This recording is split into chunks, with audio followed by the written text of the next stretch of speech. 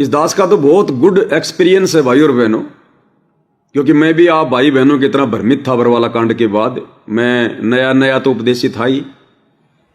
12 अप्रैल 2013 को परमेश्वर रामपाल जी की मुझ नीच पर दया हुई।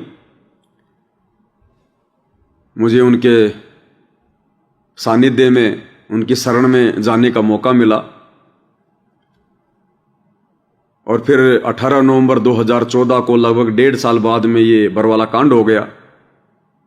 हम गुरुदेव भगवान की ज्यादा सुसंगति नहीं कर पाए, हमारा दुर्भाग्य था।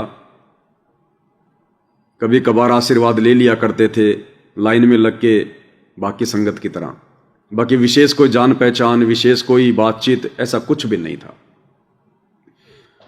तो हम भी ऐसे ही नॉर्मल टाइप में।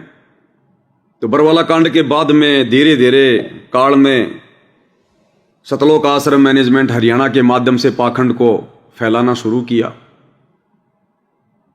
सबसे पहला नामदान केंद्र इन्होंने हरियाणा में खोला, रोहतक में। उसके बाद इन्होंने दूसरा नामदान केंद्र राजस्थान के जोधपुर में खोला, राजस्थान के स्टेट कोऑर्डिनेटर उस प्रकाश माड़ी के मकान पर।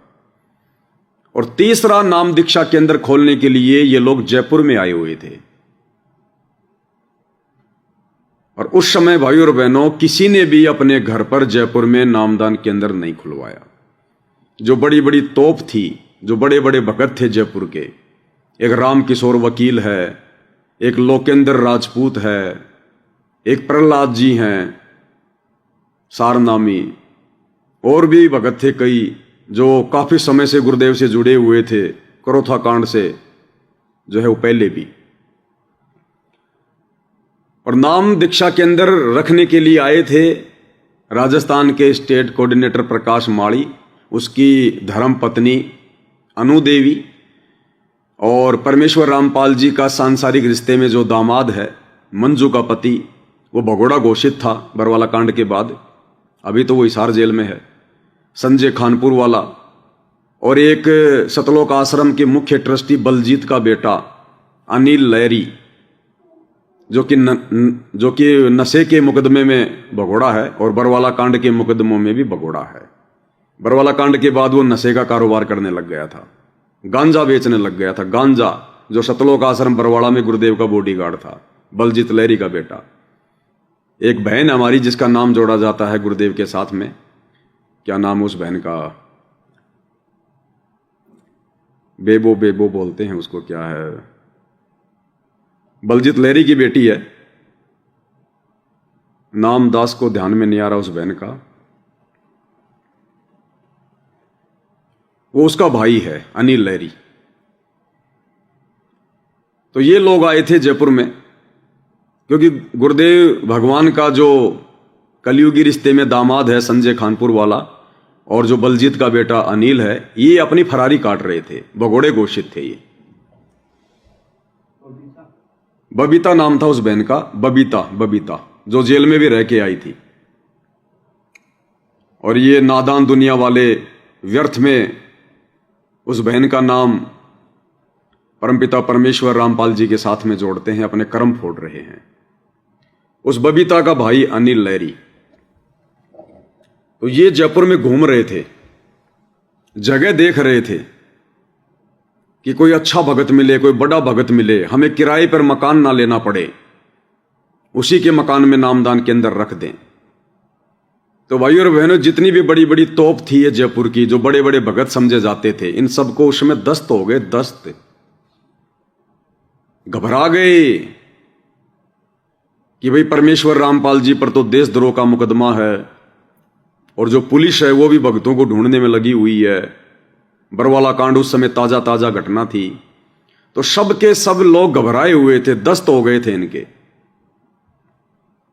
और जब मुझ दास को इस बात का पता चला, क्योंकि मेरी उस प्रकाश माड़ी से बरवाला कांड के पहले से थोड़ी बहुत जानकारी थी, और बरवाला कांड के बाद भी उसने मुझे 1-2 बार फोन किया, तो मैं उसके संपर्क में था।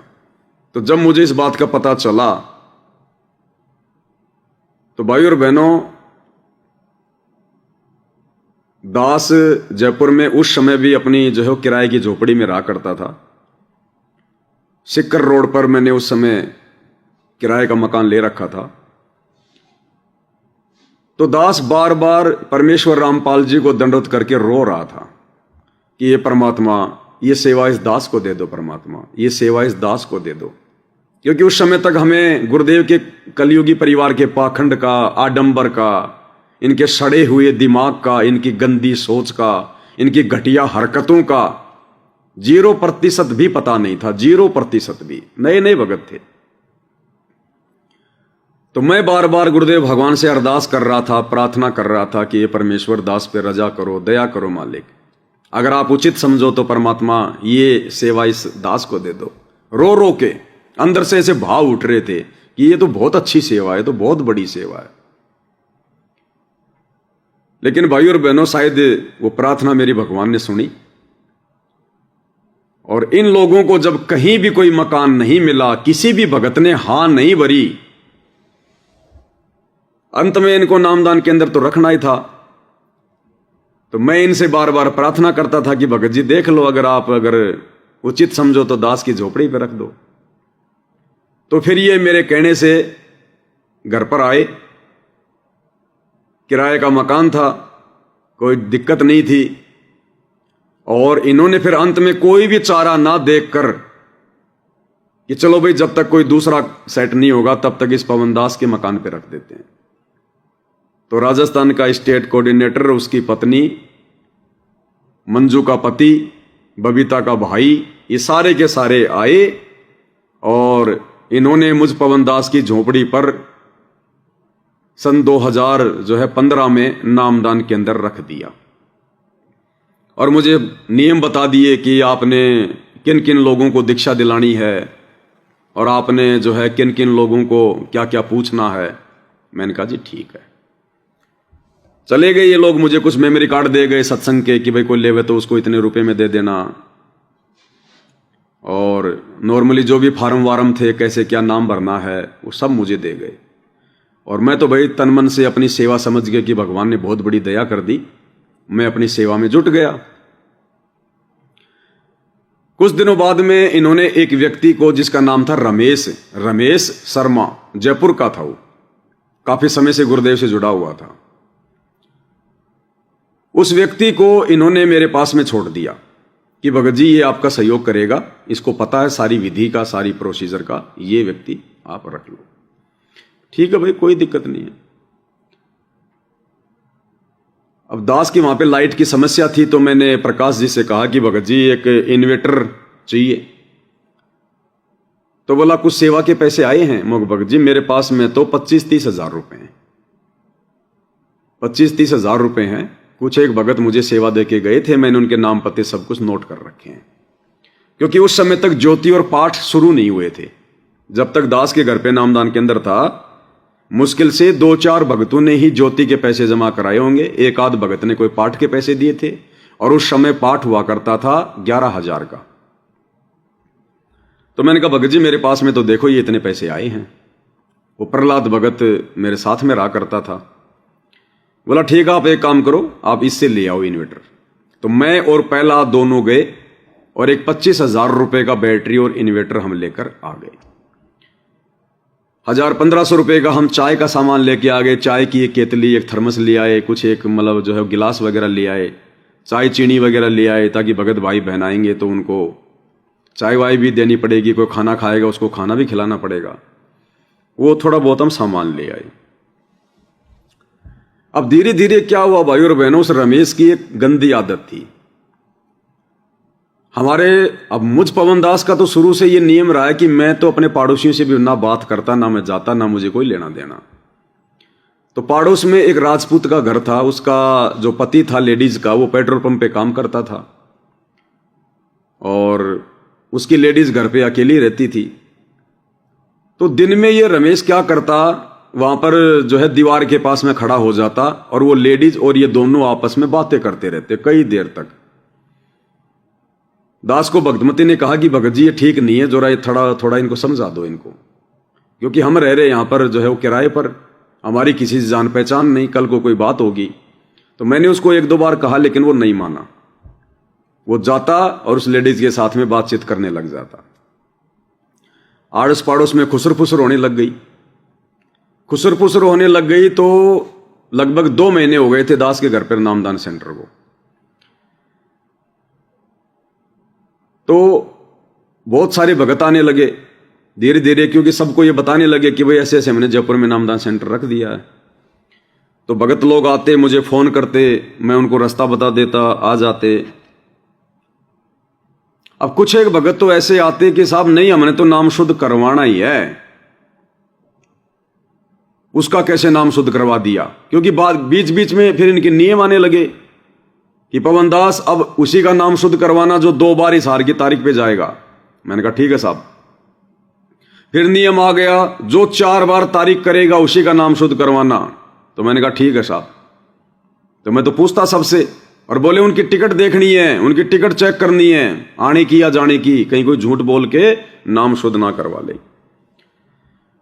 तो जो व्यक्ति पहले 2 तारीखें करके, जब तक 2 तारीख का नियम था इन आश्रम वालों का, 2 तारीख करके और मुझे टिकट दिखा के जिसने नाम शुद्ध करवा लिया, और फिर वो 4 तारीख वाला नियम आ गया, फिर आया कोई व्यक्ति, मैंने कहा भैया दिखा 4 टिकट। बोला काहे की 4 टिकट? मैंने कहा नियम है गुरुजी का, 4 टिकट जब तक नहीं दिखाएगा नाम शुद्ध नहीं होगा। अब वो मेरे साथ में लड़ता कि मेरे से पहले वो आया था, उसने तो 2 ही हाजिरी लगाई है, मेरे साथ में तुम भेदभाव क्यों कर रहे हो? लड़ने लग जाते। मैंने कहा भैया देखो गुरुजी का आदेश है, जब तक 4 टिकट नहीं दिखाएगा मैं तो नाम शुद्ध नहीं करवाऊंगा। तो लड़ने लग जाते, नाराज हो जाते, और फिर बात करवाते। लो ये प्रकाश जी से बात करो, हमको प्रकाश जी से बात करवा दे। मैं उससे बात करता, अरे पवन जी नाम शुद्ध करवा दो इसका। ठीक है भगत जी, मैं उसका नाम शुद्ध करवा देता। मतलब आदेश गुरु जी का, और चल रही थी किसकी? उस प्रकाश माड़ी की।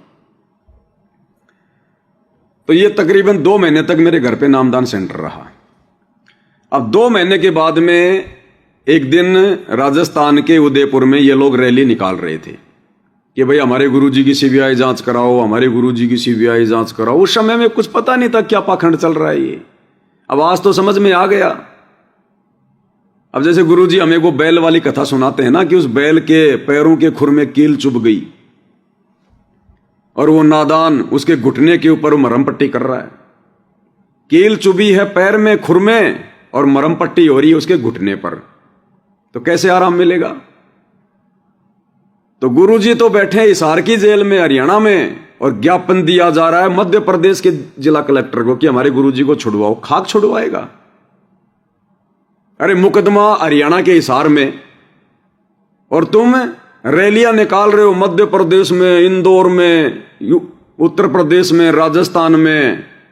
डीसी को ज्ञापन दे रहे हो, संत रामपाल जी को जमानत दो, संत रामपाल जी की सीबीआई जांच कराओ। कहां से होगी? उस कलेक्टर के हाथ में क्या बेचारे के? कील चुभ रही है खुर में और ट्रीटमेंट हो रहा है घुटने का। ऐसे इन्होंने भगत समाज का पैसा, समय बर्बाद करवाया। लेकिन उस समय कुछ भाई बहनों हमारे भी कुछ बस में नहीं था, ज्ञान नहीं था, जानकारी नहीं थी, कोई समझाने वाला नहीं था, कोई बताने वाला नहीं था। तो उस रमेश की उस गंदी हरकत को देखकर आड़ोसी पड़ोसियों ने थाने में शिकायत कर दी कि साहब ऐसे ऐसे ये तो जो रामपाल जी हैं हरियाणा से, देशद्रोह के मुकदमे में उनके नाम पे पैसा इकट्ठा कर रहे हैं, फलाना दिखना। वो लड़के का नाम तो लिया नहीं, वरना उनकी पड़ोसन बदनाम होती कि साहब ये किससे बात करता है, फिर वहां पे सबकी बदनामी होती।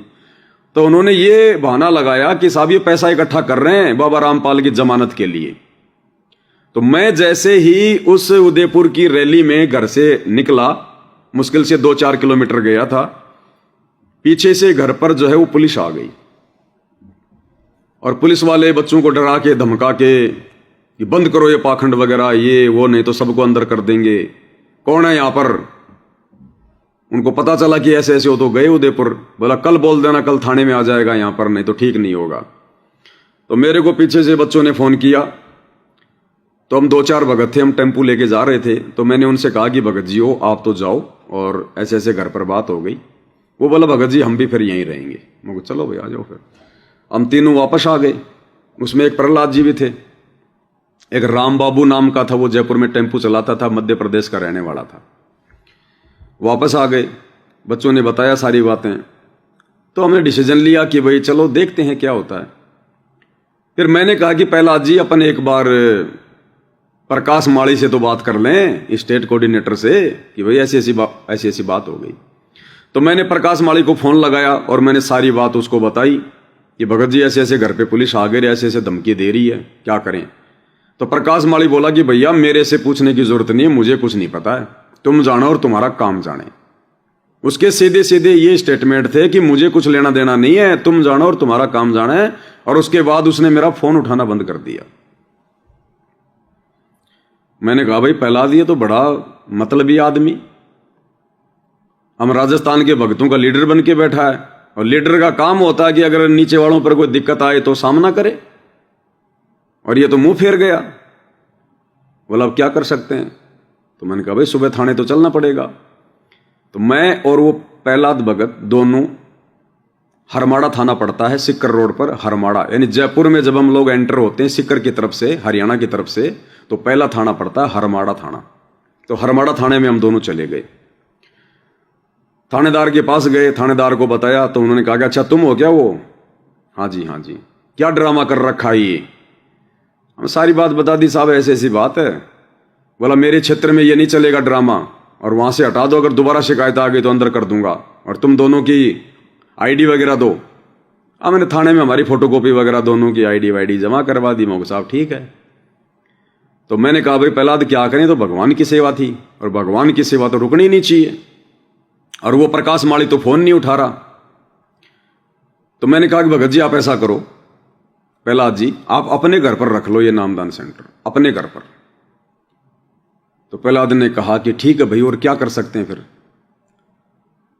तो भाई और बहनों, उस राम बाबू के टेम्पो में हम तीनों ने वो नामदान का जितना भी सामान था, यानी नामदान का तो खाली क्या था, एक तो लैपटॉप था, एक वो नाम दीक्षा का एक वो मेमोरी कार्ड था, और नीचे बिछाने के लिए कुछ वो कारपेट वगैरह लेके आए थे ताकि भगत भाई दंडोत करें। तो वो इन्वर्टर और बैटरी, वो चाय पानी के गिलास, और मुश्किल से मेरे पास में 5-6 हज़ार रुपये और बचे हुए थे सेवा के। मैंने उस प्रहलाद भगत को वहीं पर सुपुर्द कर दिया सारा का सारा वो माल मसाला, और उस राम बाबू भगत के टेम्पो में एक कील भी नहीं छोड़ी दास ने, और उस टेम्पो में डाल के ऐसे की ऐसे, और प्रहलाद भगत जी के घर पर मैंने नामदान सेंटर रख दिया, जो आज भी उसी जगह पर नामदान सेंटर चल रहा है। VKI पुलिया नंबर 14, पंडित जी का चौराहा, वहां पर आज भी नामदान सेंटर, और उसी जो है प्रहलाद भगत के सानिध्य में चल रहा है। अब कुछ दिनों बाद में भाई और बहनों, दास के पास में फिर वो बरवाला कांड के वीडियो आने लगे। फिर वो संजय भी मेरे संपर्क में आ गया। उससे पहले संजय मेरे संपर्क में नहीं था। नामदान सेंटर हटने के बाद में जब हमने प्रहलाद भगत के घर पर नामदान के अंदर रखा, फिर धीरे धीरे वो संजय भी संपर्क में आने लगा। दिल्ली वाला संजय जो अब स्वयंभू गुरु बनकर बैठ गया है, उस समय बिल्कुल सही था वो। तो वो जयपुर आया, उससे मुलाकात हुई, और धीरे धीरे फिर हमारे पास में बरवाला कांड के सबूत आने लगे, अखबारों की कटिंग आने लगी, और गुरुदेव भगवान का वो वीडियो आ गया जिसमें परमात्मा ने कहा था कि राष्ट्रीय समाज सेवा समिति मेरी नहीं है, ये गुंडे मेरे नहीं थे, राष्ट्रीय समाज सेवा समिति के थे, और मुझे भी बंधक बना के रखा था, मुझे भी रोक के रखा हुआ था। तो धीरे धीरे फिर दास को हिम्मत मिलने लगी, और दास शुरुआत में वीडियो नहीं बनाता था, केवल मोबाइल पे हिंदी में मैसेज टाइप करके डाला करता था, लंबे लंबे मैसेज। तो ये खुसर फुसर होने लगी धीरे धीरे मैनेजमेंट वालों में। तो धीरे धीरे ये लोग मेरे को मना करने लगे कि भाई तुम ऐसा मत करो, ये मत करो, वो मत करो। मैंने कहा भैया ये प्रमाण सामने है, अब बताओ सच्चाई तो फिर बताएंगे ना। तो 4-5 बार इन लोगों ने मेरे पास फोन किया, समझाने का प्रयास किया, तो मैं नहीं माना भाई और बहनों। मैं मैसेज डालता ही रहा, और उस नामदान सेंटर पे भी जाता था, वहां भी मैं सेवा दिया करता था। उस समय तक वो प्रहलाद भगत जी ठीक थे। वहीं मैंने नामदान सेंटर के पास में दूसरा किराए का मकान ले लिया था, एक भगत का ही था, 5,000 रुपए में महीना मैंने वो किराए पे ले लिया था। अब जब बात ज्यादा बढ़ गई तो फिर एक दिन दास ऐसे ही बैठा बैठा विचार कर रहा था कि भगत भाई बहनों को आपस में जोड़ा जाए। सब भाई बहन आपस में डरे हुए हैं, किसी का किसी के पास में कोई संपर्क नहीं है। तो ऐसे ही दास के मन में विचार आया और मैंने अखबार में पढ़ा कि उसमें जैसे अखबार में छोटे छोटे ऐड आते थे कि बल्क मैसेज करो, अपने धंधे को बढ़ाओ, लाखों लोगों तक अपनी बात पहुंचाओ। तो मैंने सोचा कैसे पहुंचाते हैं बात। तो पता चला कि ऐसे ऐसे कोई वेबसाइट लेनी पड़ती है। उस वेबसाइट पे आपके पास जितने भी मोबाइल नंबर हैं उन सबको डाल के जो भी आप मैसेज टाइप करोगे एक बार में लाखों के पास मैसेज जाएगा। तो मैंने उस वेबसाइट वाले से संपर्क किया, बोला भैया 3,000 रुपये लगेंगे। मैंने कहा भैया दे दे। और बोला क्या नाम रखूं तेरी वेबसाइट का? मैंने कहा नाम रख दे सतगुरु रामपाल जी। बोला नहीं, बोला खाली 6 अक्षर आएंगे, 6 अक्षर। मैंने कहा 6 अक्षर कैसे? बोला जैसे तुम्हारे पास में कंपनियों के मैसेज आते ना, एयरटेल AIRTEL, तो 6 अक्षर है ना। मैंने कहा 6 अक्षर हैं। ऐसे BSNL 4 हो गए, 2 और लिख दो कुछ। ऐसे 6 ही होने चाहिए शब्द। जो 6 शब्द आप हमें दोगे अंग्रेजी के, उसी नाम से आप जिन जिन नंबरों पर मैसेज भेजोगे उनके पास में आपका मैसेज आएगा। तो मैंने कहा भैया नाम लिख दे सतगुरु, SATGURU। हो गए 6। उसने सर्च किया, बोला ये तो पहले किसने ले रखा है। तो मैंने कहा फिर दूसरा लिखो, फिर सतलोक SATLOK, ये भी 6, सतलोक लिख दो। बोला ये भी किसने ले रखा है। तो मैंने कहा लिखो पर वाला BARWALA, बोली तो 7 हो गया। तो मैं क्या करें? फिर मेरे दिमाग में आई कि क्या करें। फिर अचानक से आया कि KABIRA, हाँ ये सही है, ये कबीरा लिख दो। फिर कबीरा लिख दो, ये 6 में है। उसने सर्च किया, बोला ठीक है। बोला इस कबीरा से पहले 2 शब्द जो है कंपनी की तरफ से आएंगे, AM DM PM, ऐसे जैसे DM कबीरा, PM कबीरा। तो उसने जब मेरी वेबसाइट बनाई तो उस पर नाम आ गया DM कबीरा। बोला इस नाम से आप अपने लैपटॉप से और खुद भी आप जितने भी आपके पास मोबाइल नंबर है उन सब नंबरों से आप जी मैसेज वगैरह वायरल कर सकते हो, आप मैसेज वगैरह डाल सकते हो। तो भाई और बहनों, फिर मैंने क्या किया, पहले तो मेरे संपर्क में जितने भगत थे मैंने उन सब के नंबर वगैरह लिस्ट बनानी शुरू कर दी मैंने कंप्यूटर में, एक्सेल में। फिर धीरे धीरे मैंने दूसरे भक्तों से संपर्क किया कि तुम्हारे संपर्क में जितने भगत हैं आप मेरे को व्हाट्सएप के ऊपर सबके जो है नंबर मैसेज कर दो। वो मेरे को भेजने लगे। मेरे पास में 1500 नंबर हो गए। और मैं धीरे धीरे भक्तों को फिर तारीखों के मैसेज भेजता था, क्योंकि फिर इन आश्रम वालों ने भक्तों को तारीखों पर भेजने के आदेश बता दिए थे कि वे गुरु जी के आदेश हैं, और भक्तों ने इस प्रकार से हिसार की तारीखों पर आकर अपनी हाजिरी लगानी है। तो मैंने कहा चलो ये सेवा कर लेते हैं। मैं खुद भी तारीखों पे जाने लगा, कभी ट्रेन में कभी बसों में, पुलिस वालों के डंडे खाते, वहां डरते रहते, जेल तक कभी जाने देते कभी नहीं जाने देते। एक आधी बार गुरुदेव भगवान के दर्शन भी हुए।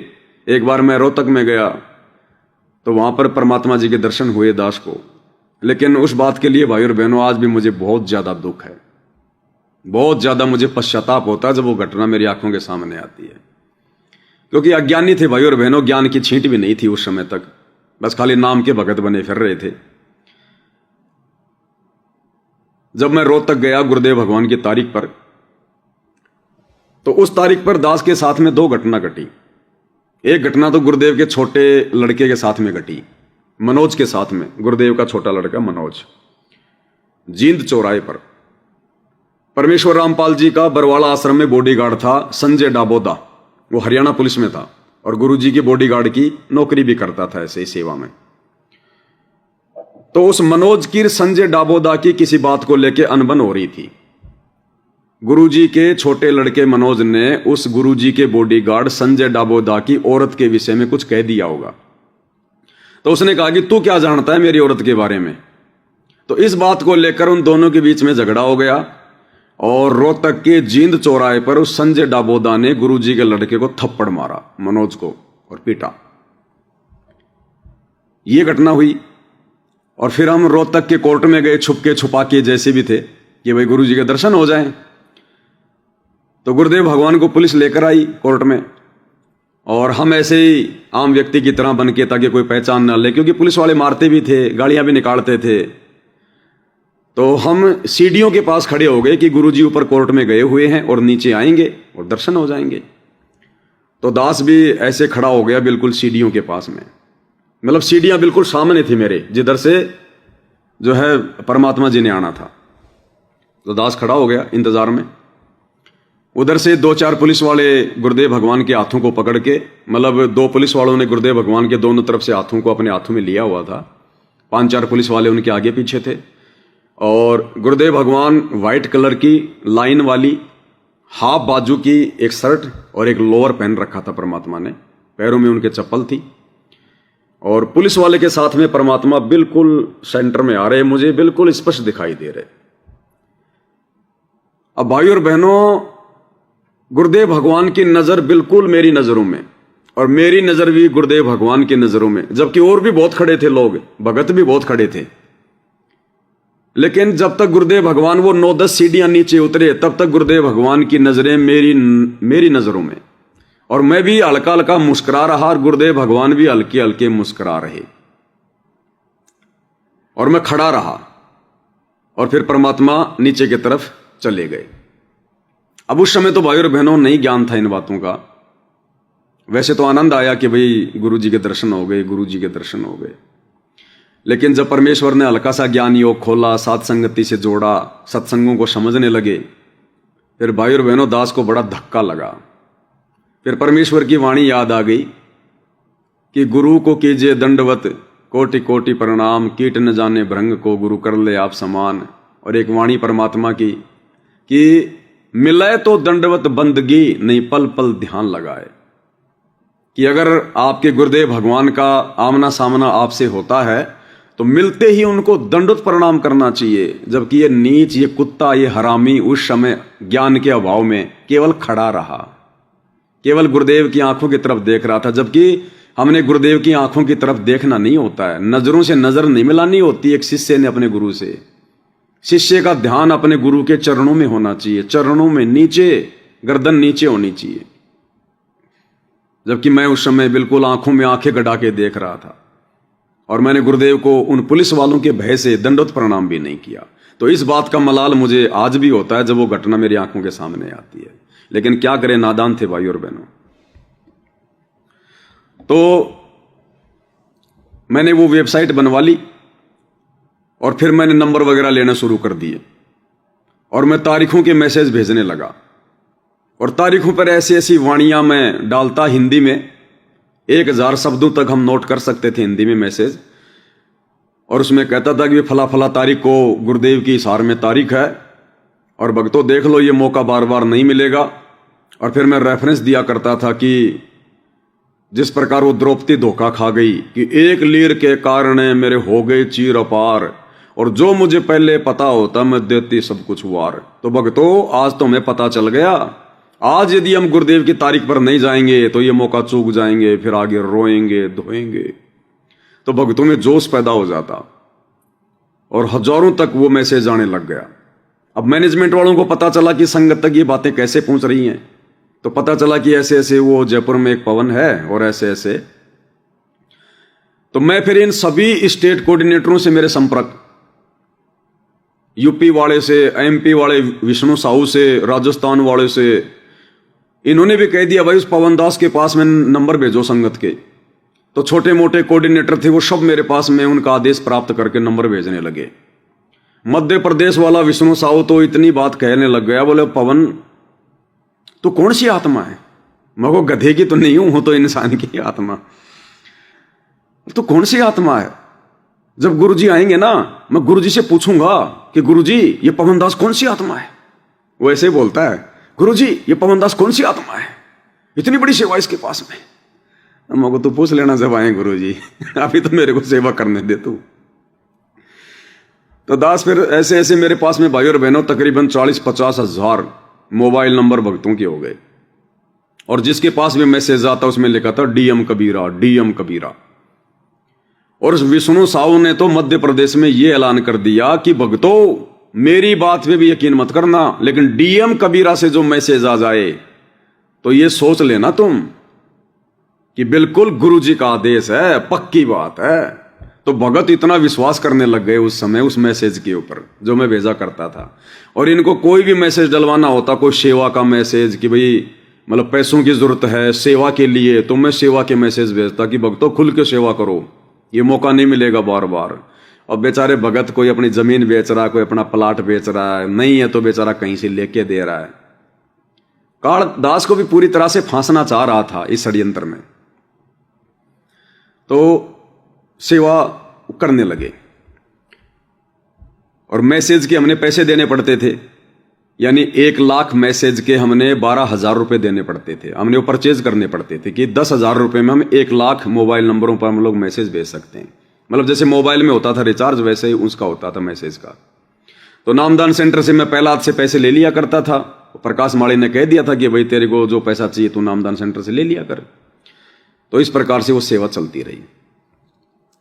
फिर दास के संपर्क में संजय दिल्लीवाला भी आ गया। थोड़ी बहुत सच्चाई बरवाला कांड की मुझे उससे पता चली। कुछ परमात्मा के आशीर्वाद से बरवाला कांड की घटनाओं के माध्यम से, अखबार से, गुरुजी के वीडियो से, इनसे, और फिर धीरे धीरे कुछ इनके कुक्रम भी हमारे सामने आने लगे, इनके झूठ, इनका पाखंड। तो मेरे पास में बहुत सारे फोन आने लगे। मैं कहा भैया मैं नहीं मानूंगा। फिर अंत में इन्होंने देखा कि इसके पास तो लाखों नंबर हो गए भक्तों के, और ये नंबर इससे ले लो। ये जो डीएम कबीरा की जो सेवा है ना, ये इस पवन दास से ले लो। ये लैपटॉप और ये नंबर इस पवन दास से ले लो। तो मेरे को कहने लगे कि भाई ऐसा करो, आप ये जो सेवा है ये आश्रम को सुपुर्द कर दो। मैंने कहा भाई मेरे कोई हाथ पैर थोड़े टूट गए, मैं कोई पागल थोड़ी हो गया, भेज रहा हूं ना, सेवा मैं भी तो कर ही रहा हूं, अभी तो कोई सेवा ही करेगा ना। लेकिन इनके मन में दोष था, तो मैंने उनको मना कर दिया। मैंने कहा भाई मैं नहीं दूंगा सेवा, मैं भेज रहा हूं, दिक्कत क्या है, दो मेरे को मैसेज बना के।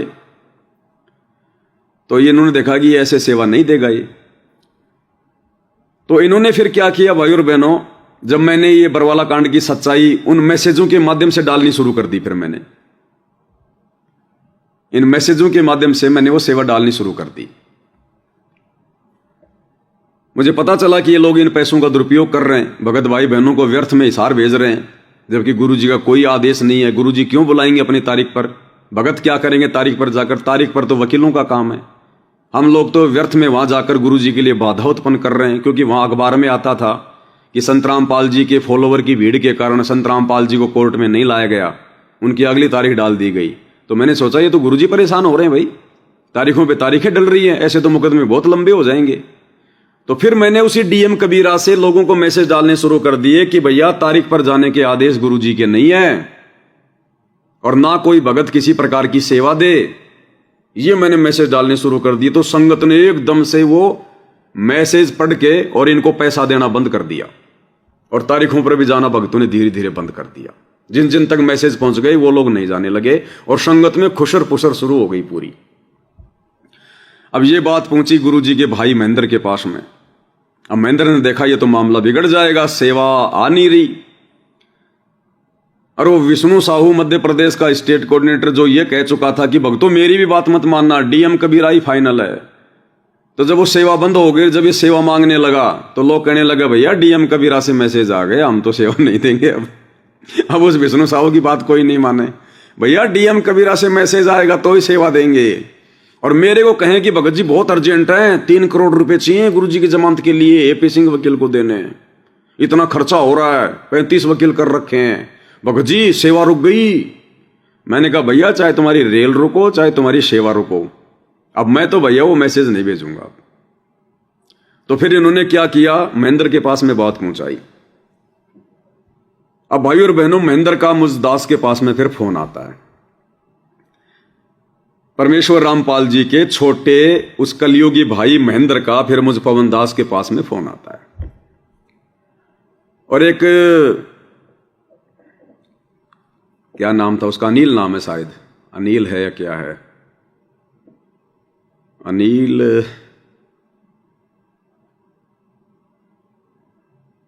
ही है शायद, ऐसा ही है।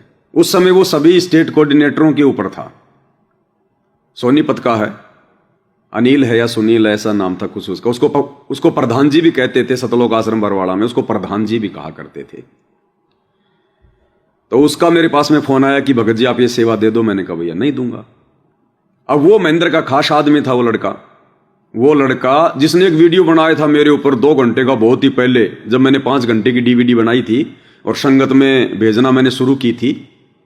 बरवाला कांड के सारे खुलासे एक 5 घंटे की डीवीडी में बना के वीडियो, और दास ने भक्तों को जो है वो कोरियर करना शुरू कर दिया था।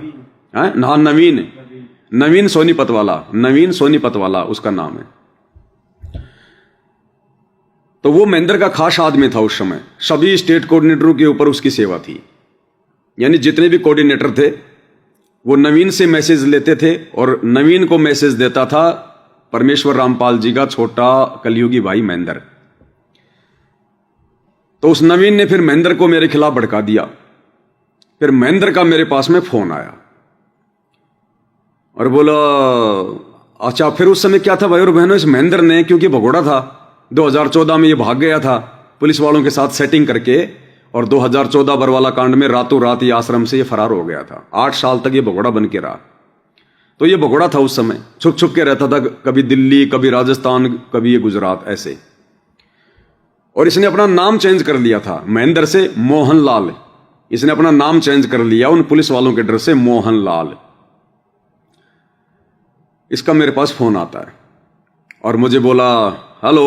मैं को हेलो, कौन, पवन जी बोल रहे हो? हाँ मोगो जी बोल रहा हूं। बोला मैं मोहनलाल बोल रहा हूं। मोहनलाल? हाँ मोगो बोलो भगत जी, हमें पता ही था कि उसने नाम चेंज कर रखा है, मोहनलाल नाम धर लिया उसने। हाँ मोगो भगत जी बोलिए। बोले भाई ये क्या चक्कर चल रहा है, ये मैसेज वैसेज का क्या चक्कर चल रहा है, ये डीएम कबीर आ रही है? मोगो जी कोई चक्कर नहीं है। बोले वो अनिल का फोन आया था कि ऐसा नहीं है वैसा नहीं है। मैंने कहा जी ऐसी तो कोई बात नहीं है, क्योंकि उस अनिल ने उस समय फिर मेरे नाम का एक मैसेज संगत में डाल दिया कि पवन जयपुर वाला गुरुद्रोही हो गया। जबकि उस समय तक गुरुजी के पास कोई बात नहीं, कोई चर्चा नहीं, कोई लेना नहीं, कोई देना नहीं, बस आपसी रंजिश निकालने के लिए कि पवन जयपुर वाला गुरुद्रोही हो गया। तो मैंने कहा भगत जी पता नहीं हो नवीन जी ने ऐसे ऐसे क्या बोल दिया, मेरी तो कोई बात भी नहीं हुई और उसने तो मैसेज डाल दिया। बोले भैया ऐसा है, देखो मैं कहूं वैसा चलो, नहीं तो क्या है ना, ये आपस में झगड़ा करोगे ना तो एक दूसरे में काल घुस जाएगा। अब मैं डर गया, मैं कहा भैया काल क्या होता है? ये इतने सत्संग तो सुने नहीं थे, काल घुस गए तो फिर क्या बचेगा फिर मेरे अंदर। मैंने कहा भगत जी ऐसी तो कोई बात नहीं है। नहीं बोले मैंने वो सुना था ना, बोलो कि डीएम कबीरा की बात को ही सत माने, क्योंकि मैंने मैसेज डाल दिया था कि डीएम कबीरा की तरफ से जब तक मैसेज ना आएगा कोई सेवा नहीं देगा। तो भगत रुक गए और मैंने कहा अब मैं गुरुजी के पास में हिसार जेल में प्रार्थना लगाऊंगा मंजू के माध्यम से, क्योंकि उस समय 2016 में गुरुजी का परिवार और महेंद्र का परिवार बिल्कुल एंटी, एक दूसरे के दुश्मन, जानी दुश्मन। ना गुरुजी का कलयुगी परिवार महेंद्र की बात मानता था, ना महेंद्र उनकी बात मानता था। और गुरुजी के लड़कों का तो उस समय कोई रोल ही नहीं था। एक तो जेल में पड़ा हुआ था, दूसरा भगोड़ा बन के घूम रहा था वो मनोज। बड़े वाला वीरेंद्र तो जेल में था, दूसरा भगोड़ा बन के घूम रहा था। तो सारी कमान इस महेंद्र ने अपने हाथ में ले रखी थी और गुरुजी के परिवार को इसने डरा धमका रखा था। तो मुझे पता था कि भाई वो मंजू जाती है मिलाई पर जेल में। तो मैंने कहा भैया अब तो मैं गुरुजी के पास में प्रार्थना भेजूंगा, बाहर क्या ड्रामा चल रहा है, क्योंकि उस समय तक मंजू सही थी। तो ये सारी बातें उसने बता दी अनिल ने महेंद्र को। तो मेरे को बोला कि नहीं मुझे पता चला है कि मैं इस शनिवार गुरुजी के पास हिसार जेल में प्रार्थना भेजूंगा। मैंने कहा भगत जी मैं कहां प्रार्थना भेजने वाला। नहीं बोले मैंने सुना था। बोले भैया गुरुजी से प्रार्थना होने के बाद भी, चाहे किसी भी प्रकार की प्रार्थना क्यों ना हो, गुरुजी से हिसार जेल में प्रार्थना होने के बाद भी मेरी मंजूरी जरूरी है। ये वचन किसके? परमेश्वर रामपाल जी के छोटे कलयुगी भाई महेंद्र के, मोहनलाल के, कि हिसार जेल में गुरुजी से प्रार्थना होने के बाद, यानी मैं जैसे गुरुदेव से कोई प्रार्थना करूं कि गुरुजी ये बात है और गुरु मुझे आदेश दे दे कि बेटा तू ऐसा कर ले। अब महेंद्र कह रहा कि उसके बाद भी मेरी मंजूरी जरूरी है, कि गुरुजी के बताने के बाद भी तूने वो काम करना है कि नहीं करना है। यानी गुरुजी से ऊपर महेंद्र हो गया। मेरी मंजूरी जरूरी है। और बोला ये गुरुजी का ही आदेश है, नाम तुम्हारा ले करूं आवाजा। अब उस समय तो ये बातें दास को समझ में नहीं आ रही थी, लेकिन परमात्मा के आशीर्वाद से उसकी रिकॉर्डिंग हो गई मेरे मोबाइल में। 2.5 मिनट मेरी बात हुई और उसकी और मेरी रिकॉर्डिंग हो गई। और वो रिकॉर्डिंग अब दास आपको सुनाएगा भाई और बहनों, क्या बातचीत हुई। साहिब कौन से बोल रहे क्या? हाँ जी अमर मोहल्ला बोल रहा था उसके। जी भगत जी। हेलो। हाँ जी भगत जी बताएं। हाँ कैसे हो? ठीक हो? दया भगत जी परमात्मा जी। वो क्या चक्कर पर ध्यान मैसेज है भगत जी? मैसेज क्या चक्कर पर ध्यान रहा था सब लोगों का आपस में? नहीं भगत जी पता नहीं, वो आज उनसे नवीन भगत जी से बातचीत हुई थी तो काफी कुछ उन्होंने जो अमल की व्हाट्सएप पे भी अमल की फैला दिया इस तरीके से, जबकि दास के तो दास ने तो ऐसी कोई गलती भी नहीं की। ऐसा है ना, मैं प्रोसीजर बताऊंगा आपको, ठीक है ना? ऐसे ना उस आपस में इसका काल घुस जाएगा सब में।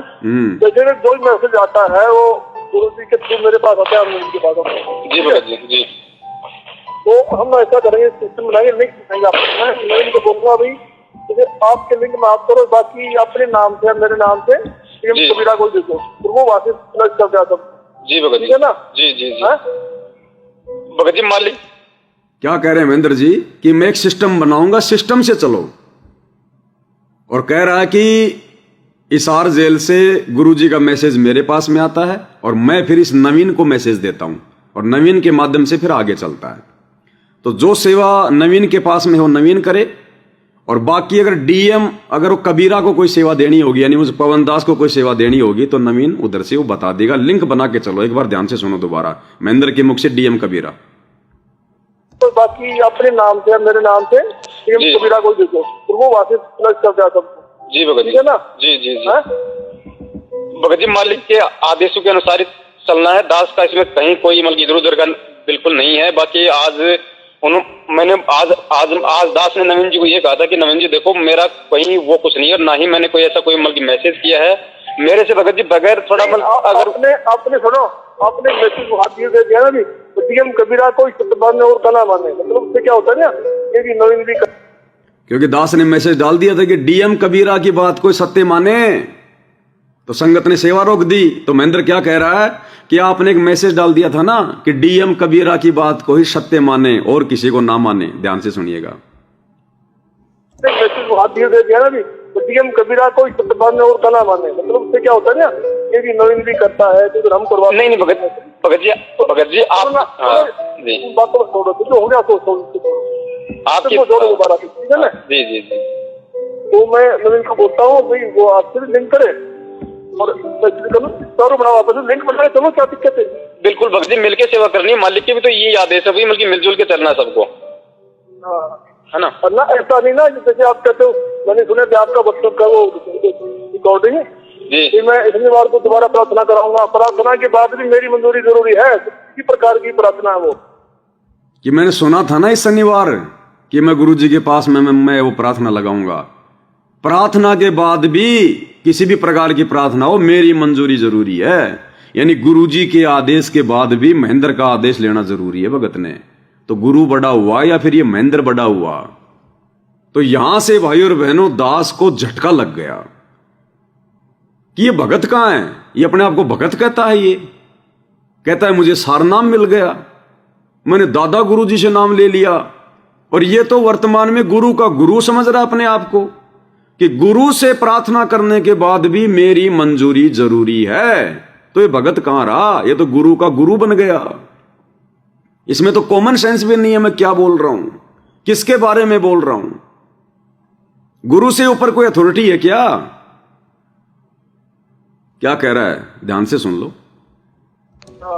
है ना? ना ऐसा नहीं ना, जैसे आप कहते हो, मैंने सुना था आपका बच्चों का वो रिकॉर्डिंग जी, मैं शनिवार को दोबारा प्रार्थना कराऊंगा। प्रार्थना के बाद भी मेरी मंजूरी जरूरी है। किसी प्रकार की प्रार्थना है वो, गुरु जी का आदेश है, मेरे से सैकड़ों प्रार्थना होगी। भगत तो फाइनल भगत जी दास की कहाँ प्रार्थना कराएगा, किससे कराएगा? वो तो जब भगत जी इतनी बातें बोल रही थी तो जो हमारे दास ने उनको बोली है बात। अब तो मैं क्या कह रहा हूँ, मैं आपको कह रहा हूँ, मैं उनको बोलूंगा अपने नवीन को मैसेज कराने उसको भेजो और आप भी करो। ठीक है ना, लिंक बना रहा आपका सारा। बिल्कुल भगत जी वैसा ही होगा। फोन से मिल मिलाप रखो, मिलकर चलो सारे। जी भगत जी, जी जी जी। मैं बोलता हूँ उनको। हाँ? जी भगत जी, सबसा है, जय बंदी छोड़। सुना भाई और बहनों? तो उस समय फिर दास को भाई और बहनों ये झटका लग गया कि भाई ये तो गुरु का भी गुरु बना हुआ है, ये भगत कहां है, ये तो भगवान बन बैठा अपने आप में। वहां से फिर दास को झटका लग गया कि ये भगत नहीं हो सकता, ये आदमी जो अपने गुरु के बारे में ऐसी बात कह रहा है। हमने इसके सत्संग सुन के नाम थोड़ी लिया है, हमने इसकी शक्ल देख के थोड़ी नाम लिया है, ये लगता क्या हमारा। तो वहां से फिर दास को झटका लग गया कि ये तो मामला कुछ और है, गड़बड़ काम है ये। फिर गुरुजी की क्या जरूरत पड़ गई भाई? जब गुरुजी की आज्ञा के बाद भी महेंद्र की आज्ञा लेनी जरूरी है तो फिर प्रार्थना क्यों लग रही है फिर जेल में? डायरेक्ट फिर महेंद्र से पूछ लो। तो दास ने इन बातों को फिर धीरे धीरे धीरे धीरे संगत में फैलाना शुरू कर दिया, मैसेज डालने शुरू कर दिए डीएम कबीरा से कि भाई ऐसा ऐसा झोल हो रहा है संगत में। अब इन्होंने देखा भाई और बहनों कि ये तो मामला सारा बिगड़ेगा, अब ये तो मामला सारा ही बिगड़ेगा। तो आनन फानन में फिर महेंद्र ने नवीन से मैसेज डलवाया, झूठ बुलवाई संगत में, झूठ कि हिसार जेल से गुरुजी का लेटर आ गया और गुरुजी ने कह दिया कि महेंद्र जो आदेश दे दे वो फाइनल है। और उस नवीन ने फिर संगत में अपनी एक ऑडियो डाली, नवीन सोनीपत वाले ने महेंद्र अर्थात मोहनलाल के विषय में एक ऑडियो डाली। और उस ऑडियो में उस नवीन सोनीपत वाले ने जो कहता है मुझे सारनाम मिला हुआ है, गुरुजी के साथ में रहता था, उसने भी गुरुजी को सेकंड कर दिया, सेकंड, और स्पष्ट कर दिया कि हमारे लिए तो मोहनलाल जी का आदेश गुरुजी का आदेश है। वो नवीन सोनीपत वाला जो सभी स्टेट कोऑर्डिनेटरों का सरदार था। सोचो फिर बाकी संगत की क्या हालत होगी, बाकी कोऑर्डिनेटरों का क्या विचार होगा। उसने कहा कि मोहनलाल जी का आदेश हमारे लिए गुरुजी का आदेश है और मोहनलाल जी ने जो कह दिया वो फाइनल। अब भक्तों इससे ज्यादा हमें और क्या चाहिए? यानी बस हमें नया गुरु बन गया, अब इससे ज्यादा और हमें क्या चाहिए? ध्यान से सुनिएगा भाई और बहनों। आप जो कह रहे हो ठीक है, लेकिन सारी संगत के लिए गुरुदेव जी ने आदेश दे रखा है कि भाई मोहनलाल जी की बात मान करके चलें, और मोहनलाल जी की बात मानना हमारे लिए गुरुदेव जी का आदेश है।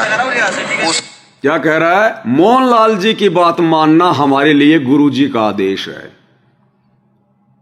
तो सतलोक आश्रम मैनेजमेंट हरियाणा वालों का गुरु कौन हुआ? मोहनलाल, महेंद्र। अब गुरुजी की तो अब कोई आवश्यकता रही नहीं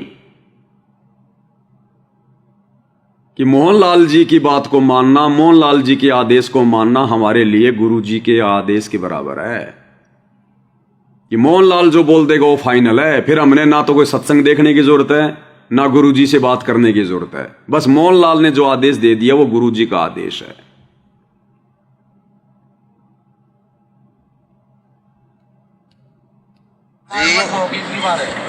आप जो कह रहे हो ठीक है, लेकिन सारी संगत के लिए गुरुदेव जी ने आदेश दे रखा है कि भाई मोहनलाल जी की बात मान करके चलें, और मोहनलाल जी की बात मानना हमारे लिए गुरुदेव जी का आदेश है। उसकी बात का खंडन करना गुरुजियों के आदेश का खंडन करना है।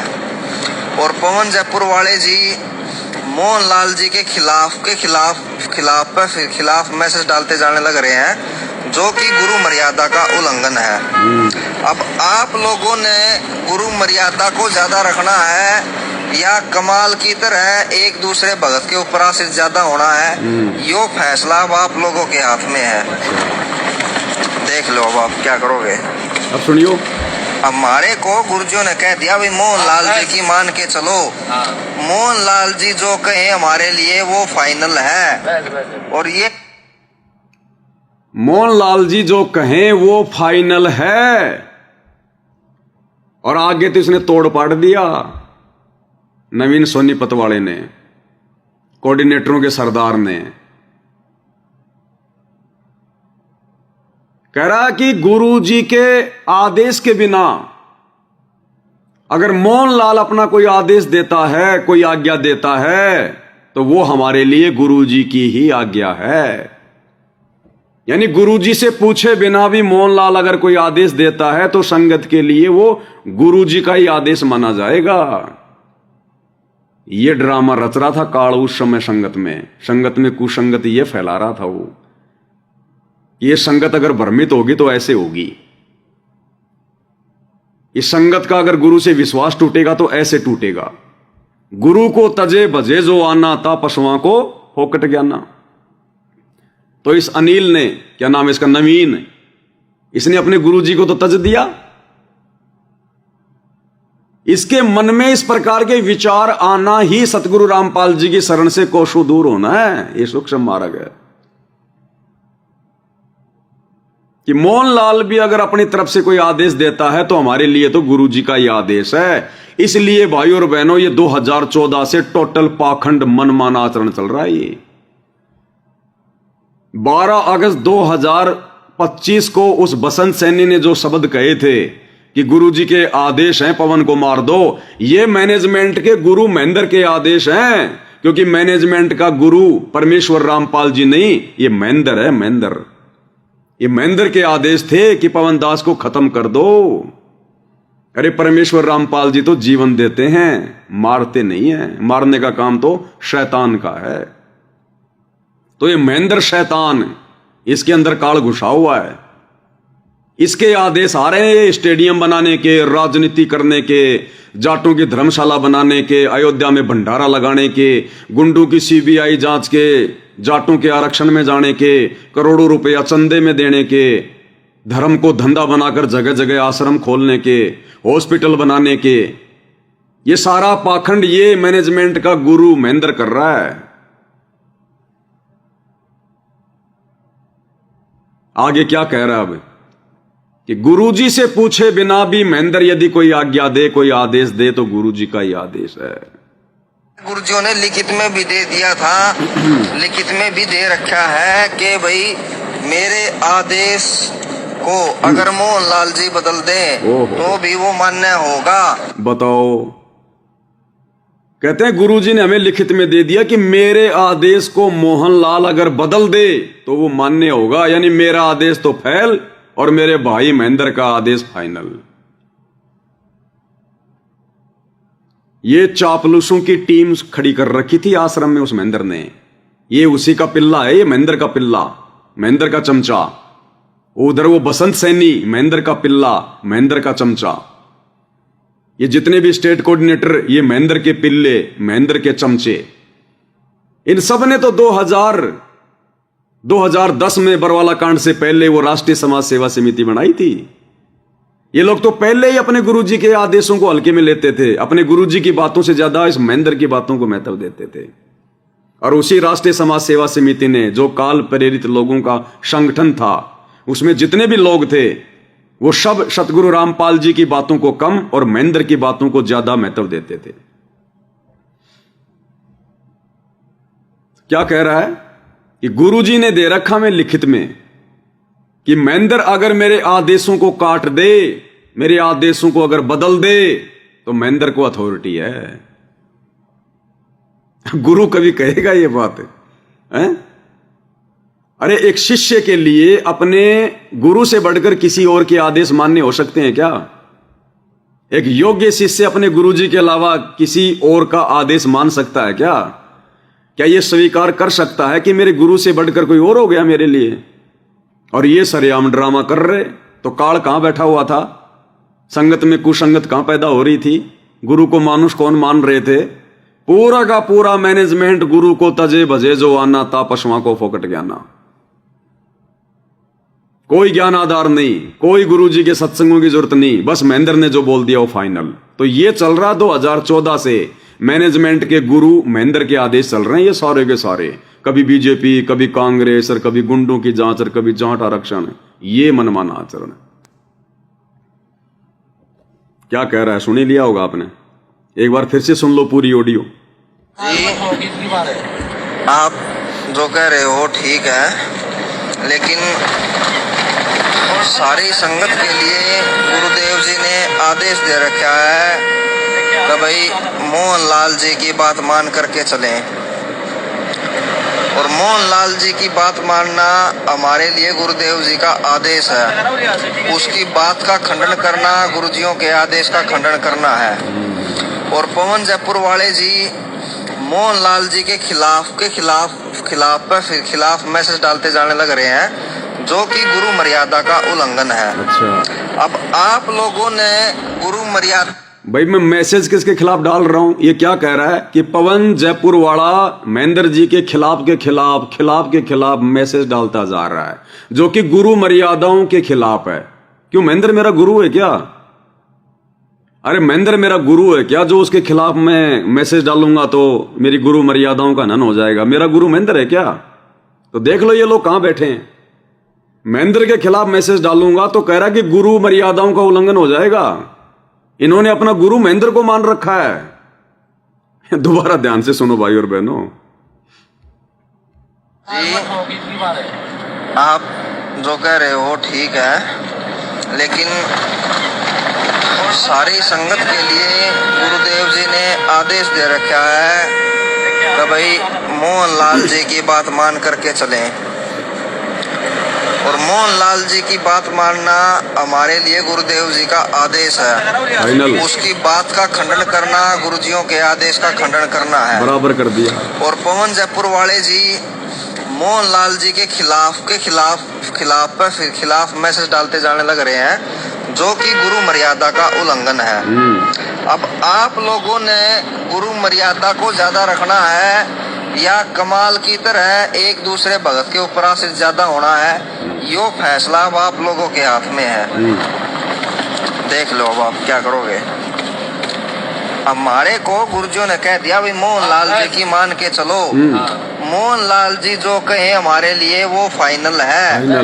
और ये गुरुजियों ने लिखित में भी दे दिया था। क्या दे दिया था लिखित में? कि मेरे से पूछे बिना मोहनलाल अगर कोई आज्ञा दे या मेरे आदेश को मोहनलाल चेंज कर दे तो फाइनल। गुरु से बड़ा हो गया मोहनलाल, गुरु से बड़ा। अब सुनिएगा, लिखित में भी दे रखा है कि भाई मेरे आदेश को अगर मोहनलाल जी बदल दें तो भी वो मान्य होगा। अच्छा। और मेरे कहे बिना या मेरे से पूछे बिना मोहनलाल जी अगर कोई आदेश दें तो भी वो मान्य होगा। तो इससे ज्यादा और क्या चाहिए अब हमारे को? अब इससे ज्यादा और क्या चाहिए हमारे को कि भाई हमें अब हमारा नया गुरु मिल गया मोहनलाल। अब इससे ज्यादा और क्या चाहिए हमारे को? तो ये हो रहा है 2014 बरवाला कांड के बाद। गुरुजी की कोई आज्ञा नहीं, गुरुजी का कोई आदेश नहीं। सारे के सारे आदेश कौन दे रहा है? मोहनलाल। ये महेंद्र, ये तो पहले क्लियर कर चुके हैं ये लोग। 2016 की ऑडियो है, आज की नहीं है। 9 साल हो गई। तो पिछले 9-10 साल से ये पाखंड क्या चल रहा है संगत में, यही तो समझाने का प्रयास कर रहे हैं संगत को।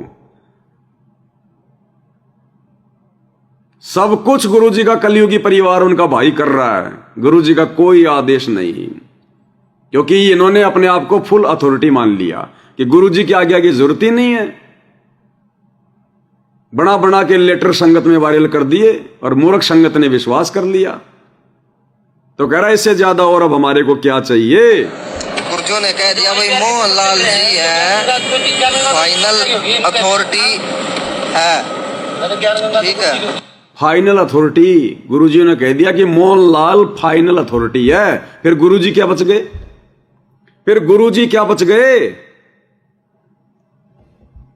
भाई जब फाइनल अथॉरिटी गुरुजी ने मोहनलाल को बना दिया तो फिर वर्तमान में फिर गुरुजी के पास जाने की, भक्तों की प्रार्थना लगाने की, गुरुजी से बार बार आदेश लेने का दिखावा करना फिर क्या जरूरत है? जब गुरुजी ने तुम्हें यह कह दिया कि मोहनलाल फाइनल अथॉरिटी है, मोहनलाल का आदेश ही मेरा आदेश है, मेरे से पूछे बिना भी मोहनलाल कोई आदेश दे सकता है और मेरे आदेशों को भी मोहनलाल चेंज कर सकता है, अरे फिर क्यों दिखावा कर रहे हो फिर गुरुजी के पास में जेल में भक्तों की प्रार्थना भेजने का? बात बात पे कि गुरुजी का आदेश है, गुरुजी का आदेश है। तुम्हारा गुरु तो मोहनलाल है, महेंद्र है, उससे आदेश ले लो, फाइनल है, वो तो फाइनल अथॉरिटी है। गुरुजी को क्यों दुखी कर रहे हो तुम बार बार? ये है इनका रियल ड्रामा। अब बताओ ये महेंद्र किस मुंह से अपने आप को ये कह सकता है कि मैं संत रामपाल जी का भगत हूं? किस मुंह से कह सकता है? ये इतिहास बन गया, ये वीडियो बन रहे हैं ना, इतिहास बन रहा है। तभी तो इन लोगों को मिर्ची लग रही है, तभी तो ये मोहनलाल आदेश दे रहा है कि खत्म कर दो उस पवन दास को, खत्म कर दो। तो जब ये मैसेज आया तो मेरा दिमाग और ठनक गया कि भाई यहां तो फिर गुरुजी का कोई लेन देन ही नहीं है, ये तो सारा काम ही ये लोग कर रहे हैं, फिर गुरुजी की क्या जरूरत पड़ गई? फिर मैंने डीएम कबीरा से संगत में मैसेज डालने शुरू कर दिए बरवाला कांड से संबंधित। फिर भाई और बहनों वो महेंद्र आता है फिर जयपुर में, उसी नामदान सेंटर पर पंडित जी के चौराहे पर 14 नंबर विश्वकर्मा में, जहां आज भी जयपुर का नामदान सेंटर है। फिर वो महेंद्र आता है अपने 2-3 साथियों के साथ में स्विफ्ट गाड़ी में, भगोड़ा था, चुप चुप के आया शाम के टाइम पर। मेरे को पहला तो भगत ने फोन किया कि ऐसे ऐसे गुरुजी का भाई आया हुआ है और आपसे मिलना चाह रहा है। मैंने कहा मिल लेते हैं भाई, क्या बड़ी बात है। पास में मकान था, 100-150 मीटर दूरी था। मैं आ गया, रात को तकरीबन ये 10 बजे की बात है भाई और बहनों। तो मैं आया तो मैंने देखा कि भाई महेंद्र जी बैठे हैं, 2-4 उनके साथी बैठे हैं, जयपुर के 2-4 जो बड़े बड़े भगत थे, राम किशोर वकील वगैरह हैं, भगत प्रहलाद जी, 2-4 और बैठे वहां पर, यानी हम 8-10 लोग थे। और नामदान सेंटर के ऊपर एक मकान है जहां पर वो प्रहलाद जी रहा करते थे, नीचे नामदान सेंटर था, ऊपर बैठे हम। वो खाना वाना खा के तैयार, मैं भी तैयार। अब मैं अकेला और वो सारे के सारे, मेरे को बैठा लिया और मेरे को डराने लगा, धमकाने लगा। तो क्या जानता है, तूने कल नाम लिया है, हैं? तेरे जैसे उस करोथा कांड में भी ना जाने कितने आए और कितने गए। कल को मैं गुरुजी से कह के तेरा ये करवा दूंगा और वो करवा दूंगा, तू अपनी भक्ति क्यों नहीं कर लेता? संगत पे क्यों ठेकेदार बना हुआ है? मैंने भी कह दिया, फिर तुम क्यों ठेकेदार बन रहे हो भाई? तुम्हें फिर किसने ठेकेदार बना दिया? मैं भगत और तुम भी भगत, तुम कोई भगवान हो क्या? तुम भी बैठ के भक्ति करो, फिर संगत को अपने हिसाब से चलने दो। बोलो ये परीक्षा चल रही है तो फिर मैं परीक्षा में तू क्यों ठेकेदार बन रहा है? फिर तू भी बैठ चुपचाप, संगत को देने दे परीक्षा। फिर मेरे को पता नहीं कौन कौन भगत का नाम बता, वो फलाना भगत, वो फलाना भगत, वो भी ऐसे ऊपर मुंह करता था, बाद में बैठ गया। तेरे जैसे कितने आए और कितने गए। 10 बजे बैठे थे मीटिंग में, सुबह 4 बज गए, कोई निर्णय नहीं निकला। अंत में 4 बजे उस महेंद्र ने ये कहकर मीटिंग समाप्त करी, खड़ा हो गया खुद ही कि मैंने भगत बहुत देखे लेकिन तेरे जैसा नहीं देखा।